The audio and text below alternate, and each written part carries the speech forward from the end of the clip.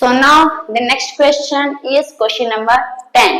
अब question number 10 क्या दिया है तो देखो students, the perimeter of a regular pentagon यानी इस 100 सेंटीमीटर, यानी कि एक आपका रेगुलर पेंटागन है, उस पेंटागन का आपको पेरीमीटर दिया हुआ है। कितना दिया है पेरीमीटर? तो 100 सेंटीमीटर इसका आपको पेरीमीटर क्या है वो दिया है। Okay, how long is it's each side, लेकिन इस पेंटागन का आपको साइड नहीं दिया है, ये जो आपका साइड्स है ये आपको नहीं दिया है, तो ये क्या करना है आपको फाइंड करना है। तो जैसे हमने स्क्वायर में निकाला नेक्स्ट पिछले प्रीवियस क्वेश्चन में, वैसे ही हमको इसमें भी वही करना है। तो देखो स्टूडेंट्स, अभी रेगुलर पेंटागन मींस सब साइड क्या है आपका सेम है, यानी सब साइड सेम है। अगर आप एक भी साइड फाइंड करते हो तो आपको सारा साइड मिल जाता है, क्योंकि उसमें रेगुलर नाम ही रेगुलर मतलब सेम, यानी कि इसमें सब साइड क्या रहेगा आपका सेम, यानी कि इक्वल रहेगा। तो देखो स्टूडेंट्स, साइड आपको साइड दिया है नहीं, क्योंकि साइड तो आपको फाइंड करना है, तो क्वेश्चन मार्क। अभी आपको पेरीमीटर ऑफ पेंटागन दिया हुआ है, कितना दिया है? पेरीमीटर ऑफ रेगुलर पेंटागन कितना दिया स्टूडेंट्स? तो 100 सेंटीमीटर। आपको क्या फाइंड करना है? साइड फाइंड करना है। फॉर्मूला किसका यूज करोगे? रेगुलर पेंटागन का ही फॉर्मूला यूज करोगे। तो पेरीमीटर ऑफ रेगुलर पेंटागन, तो इसका फॉर्मूला क्या है स्टूडेंट्स? कितनी साइड होती है पेंटागन में? 5, तो फॉर्मूला क्या हो जाएगा? 5 मल्टीप्लाई बाय साइड। अब आपको रेगुलर पेंटागन का पेरीमीटर दिया है, कितना दिया है? 100 सेंटीमीटर। तो यहाँ पे क्या लिखोगे? 100 इक्वल्स टू 5 का 5 मल्टीप्लाई, साइड आपको दिया है नहीं, तो साइड का साइड लिखोगे। अब ये जो 5 है वो कौन से फॉर्म में है? मल्टीप्लाई के फॉर्म में है। यहाँ आएगा तो क्या हो जाएगा? डिवाइड। तो 100 को डिवाइड कर दोगे आप 5 से, तो यहाँ पे क्या आ गया आपका? साइड बच गया, तो साइड लिख दो। अब 5 के टेबल में 100 आता है, कितने सा आता है? 20 सा, तो यहाँ पे क्या आ जाएगा आपका? 20 इक्वल्स टू साइड। इसका मतलब आपको साइड मिल गया। तो ये जो पेंटागन है इसका साइड कितना आया? 20, और यूनिट क्या लिखोगे? सेंटीमीटर। तो therefore side of regular pentagon is कितना है? 20, और यूनिट क्या है आपका? सेंटीमीटर है, तो यहाँ पे आप क्या लिखोगे? सेंटीमीटर। तो ये समझ भी इजी था, समझ में आया आप लोगों को? तो हम बढ़ते हैं हमारे नेक्स्ट क्वेश्चन पे। हमारा नेक्स्ट क्वेश्चन क्या है? हमारा नेक्स्ट क्वेश्चन है क्वेश्चन नंबर 11। अब इसमें क्या दिया है देखो students, a piece of string is 30 centimetre long, यानी कि एक आपका स्ट्रिंग एक तार है, ठीक है, एक ये आपका एक तार है जो कितना सेंटीमीटर लंबा है? तो ये जो तार है आपका 30 सेंटीमीटर लंबा है। अभी what will be the length of each side, यानी कि आपको क्या पूछा है कि जितने मतलब what will be the length of each side if the string is used to form. तो सबसे पहले हम पहला किसका निकाल रहे हैं? तो ए का निकाल रहे हैं। ओके, तो अभी ए में क्या बोला है? अ स्क्वायर, यानी कि अब ये जो स्ट्रिंग है इसको अगर मैं मोड़ के, यानी कौन सा शेप में बना दूं? स्क्वायर शेप में से मैं मोड़ दूं इसको, यानी वही तार को मैं जो स्क्वायर शेप में मोड़ दूं, तो इसका जो ये साइड है ये कितना होगा आपको ये बताना है। तो अभी देखो ये जो स्ट्रिंग है इसको मैं मोड़ू तोड़ू मतलब मोड़ूंगी, अगर स्क्वायर में मोड़ूंगी तो इसका जो लंबाई है वो ज्यादा हो जाएगा या कम हो जाएगा? नहीं, ये तो उतना का उतना ही रहेगा। यानी अगर आप ये जो तार को स्क्वायर में मोड़ भी दोगे तो यही तो आपका तार है, इसी को तो आपने मोड़ा है, तो ये मोड़ के इसका कितना पेरीमीटर आ जाएगा? क्या आ जाएगा पेरीमीटर? तो 30 सेंटीमीटर ही आ जाएगा। समझ में आ रहा है स्टूडेंट्स? तो ये जो आपका जो तार है इसको आपने क्या किया? स्क्वायर शेप में मोड़ दिया। अब स्क्वायर शेप में मोड़ने के बाद क्या वो तार की लंबाई बढ़ने वाली है या घटने वाली है? नहीं, जितना आपको दिया है उतना ही ये रहने वाला है। तो इसका मतलब ये आपको स्क्वायर का क्या मिल गया? 30 सेंटीमीटर पेरीमीटर हो गया। आपको क्या फाइंड करना रहेगा? इसका साइड। तो अभी हम पहले ए का निकालेंगे। ओके स्टूडेंट्स, तो आपको साइड दिया है नहीं, तो साइड आपको फाइंड करना है। आपको पेरीमीटर मिल गया, तो पेरीमीटर ऑफ स्क्वायर कितना है? कितना मिला आपको 30 सेंटीमीटर। आपको क्या फाइंड करना है, साइड। तो सेम जैसा हमने क्वेश्चन नंबर 9 में किया था, सेम इसमें भी आपको वही करना है। तो पेरीमीटर ऑफ स्क्वायर, फॉर्मूला क्या students, 4 multiply by side. Perimeter of square आपको दिया है, कितना दिया है 30, तो यहाँ पे 30 लिखोगे, equals to 4 multiply by side. अब 4 मल्टीप्लाई के फॉर्म में है, यहाँ आएगा तो क्या हो जाएगा डिवाइड, तो 30 divide by 4 equals to side. अब 30 को डिवाइड कर दो 4 से, 30 है 4 है, 4 1 जा नहीं, 4 7 जा 28, माइनस करोगे तो कितना बचेगा 2, पॉइंट लगाओगे तो नीचे क्या आ जाएगा 0, तो 4 5 जा 20, यानी कितने से आया 7.5, यानी कि इसका आंसर क्या है आपका 7.5 क्या है साइड। यानी कि ये जो स्क्वायर है, जो तार को आपने स्क्वायर में मोड़ा तो उसमें आपको साइड कितना आ गया, कितना मिला आपको साइड 7.5। आपको दिया क्या है यूनिट सेंटीमीटर, तो यहाँ पे भी क्या आएगा सेंटीमीटर। तो देयरफॉर क्या लिखोगे स्टूडेंट्स, पेरीमीटर, सॉरी साइड आपने फाइंड किया ना, तो side of square is 7.5 centimetre. Okay, now हम आते हैं नेक्स्ट क्वेश्चन पे। फर्स्ट ये आप लिख लो। तो स्टूडेंट्स हमने अभी ए वाला कर लिया, अब हम कौन सा करेंगे बी वाला। अब बी में क्या बोला है आपको, एन इक्विलेटरल ट्रायंगल। तो यानी कि वो तार है, आपको ये तार था जो कितना लंबा है 30 सेंटीमीटर लंबा है। पहले आपने क्या किया, उसको स्क्वायर में मोड़ा। अब स्क्वायर में मोड़ा तो आपको स्क्वायर का पेरीमीटर मिल गया, पेरीमीटर कितना आया 30 सेंटीमीटर। फिर आपने क्या किया, उसका साइड फाइंड किया। पर अब वापस उस स्क्वायर को आपने मोड़ा, अब वापस उसे खोल दिया, वापस स्ट्रिंग बन गया, पूरा तार बन गया। अब उसको आपको किसमें कन्वर्ट करना है, किसमें मोड़ना है, क्या बनाना है स्ट्रिंग का, एन इक्विलेटरल ट्रायंगल बनाना है। यानी कि आपको इक्विलेटरल ट्रायंगल बनाना है, इसमें तीनों साइड सेम रहता है ना इक्विलेटरल ट्रायंगल में, तो आपको इसका वापस मोड़ के क्या करना है, इसको इक्विलेटरल ट्रायंगल बनाना है। अब वापस सेम, अभी इसकी लंबाई 30 सेंटीमीटर है, ये तार को आपने ट्रायंगल में मोड़ा तो क्या तार की जो लंबाई है वो बढ़ने वाली है या घटने वाली है, नहीं। तो मतलब इसका भी आपको क्या मिल गया, ये पेरीमीटर मिल गया। कितना है पेरीमीटर 30 सेंटीमीटर। इसका भी आपको क्या फाइंड करना पड़ेगा, तो इसका भी आपको ये साइड्स फाइंड करना पड़ेगा। ओके, तो अभी हम आते हैं अपने सम्स के ऊपर। तो बी, आपको साइड दिया है, नहीं दिया है तो साइड क्या करोगे, आपको आप फाइंड करोगे। आपको पेरीमीटर ऑफ इक्विलेटरल ट्रायंगल दिया है, कितना दिया है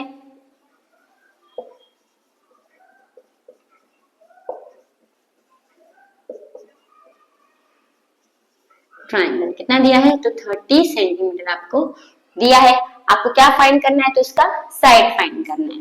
तो perimeter of equilateral triangle, equilateral triangle का फॉर्मूला क्या होता है स्टूडेंट्स, तो इसमें सब साइड सेम होता है, तो कितनी साइड है इसमें 3, तो फॉर्मूला क्या हो जाएगा 3 मल्टीप्लाई बाय साइड, तो 3 मल्टीप्लाई बाय साइड। अब आपको पेरीमीटर ऑफ इक्विलेटरल ट्रायंगल दिया है, कितना दिया है 30 सेंटीमीटर, इसके नीचे क्या लिखोगे 30 इक्वल्स टू 3 का 3 मल्टीप्लाई बाय साइड। अब जो 3 है वो मल्टीप्लाई के फॉर्म में है, यहाँ आएगा तो क्या हो जाएगा डिवाइड, तो 30 divide by 3 equals to side. अब 3 के टेबल में 30 आता है, कितने से आता है 10 आता है, 10 लिख दोगे, तो यानी कि इसका साइड क्या है आपका 10। यूनिट क्या दिया है आपको सेंटीमीटर, तो साइड कितना आ गया 10 सेंटीमीटर। तो आप ऐसे भी लिख सकते हो साइड इक्वल्स टू 10 सेंटीमीटर। तो देयरफॉर क्या लिखोगे students, side of equilateral triangle is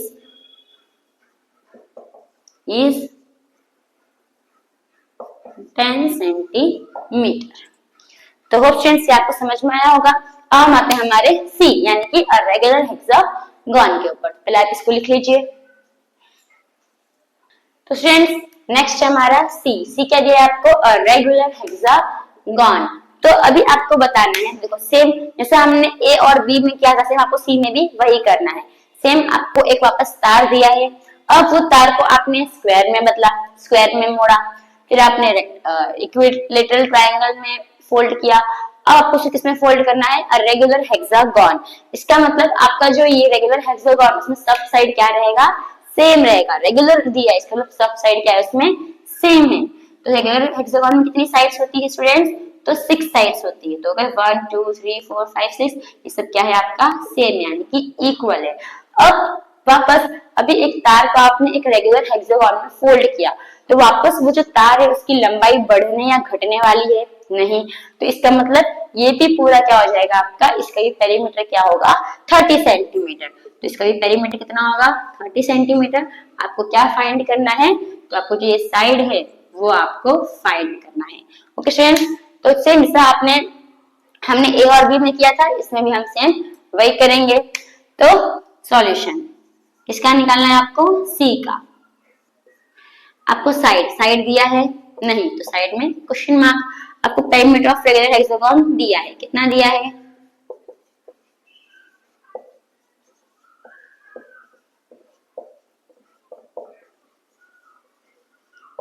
कितना दिया है 30 सेंटीमीटर। तो perimeter of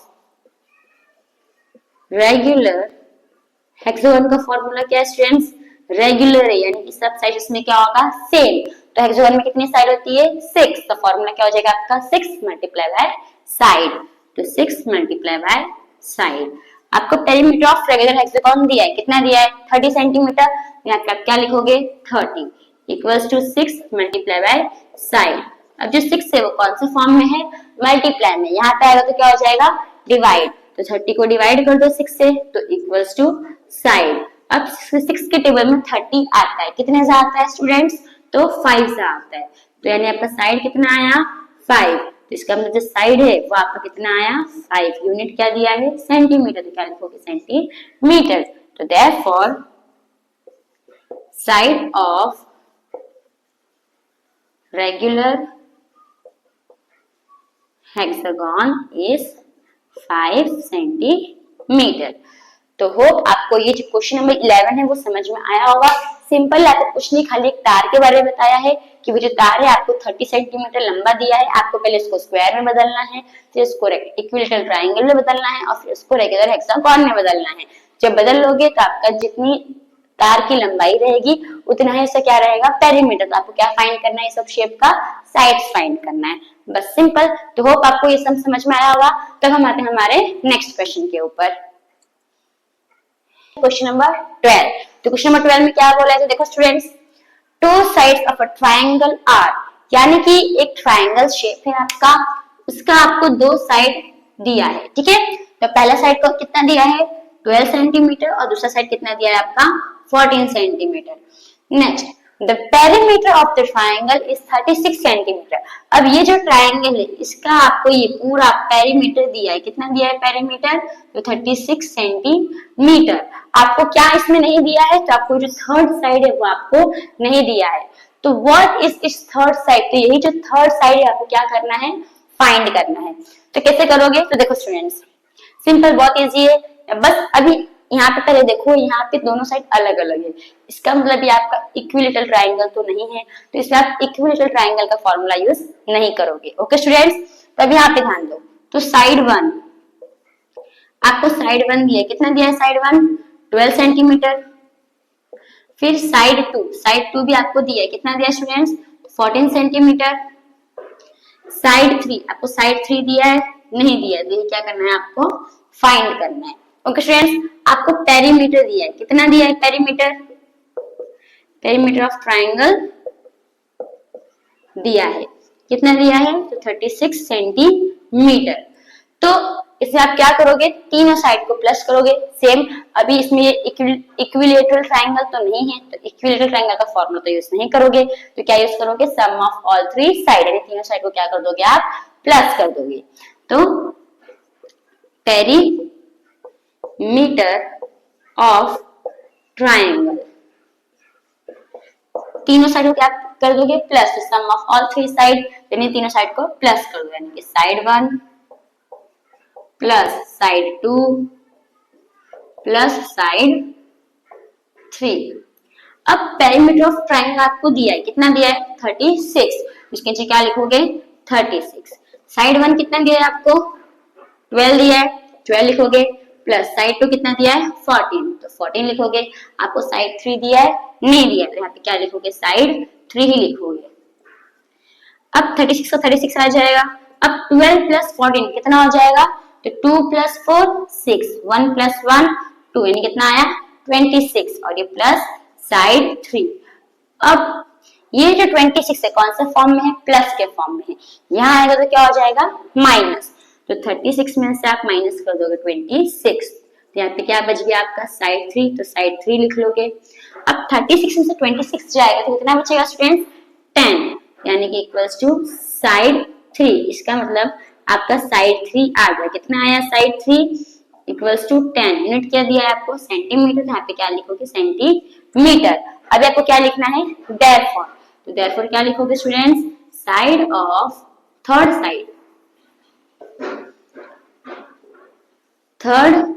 side of triangle is 10 centimetre. तो बहुत ही इजी सम्स था, कुछ हार्ड नहीं था, बस ये आपका इक्विलैटरल ट्राइंगल नहीं है तो कौन सा फॉर्मूला यूज करोगे, सम ऑफ ऑल थ्री साइड, तो तीनों साइडों क्या कर दो प्लस कर दो, तो side 1 plus side 2 plus side 3 जो आपको दिया इसको पुट कर दो, ये दोनों को प्लस करो, प्लस के तो 26 आया। अब प्लस के फॉर्म में यहाँ आएगा तो क्या हो जाएगा माइनस, 36 में से अगर आप 26 माइनस करोगे तो कितना बचेगा 10, तो साइड से कितना आ गया आपका 10 सेंटीमीटर। तो थर्ड साइड ऑफ ट्राइंगल कितना आया आपका इस 10 सेंटीमीटर। समझ में स्टूडेंट्स आप लोगों को। तो अब हम आते हैं हमारे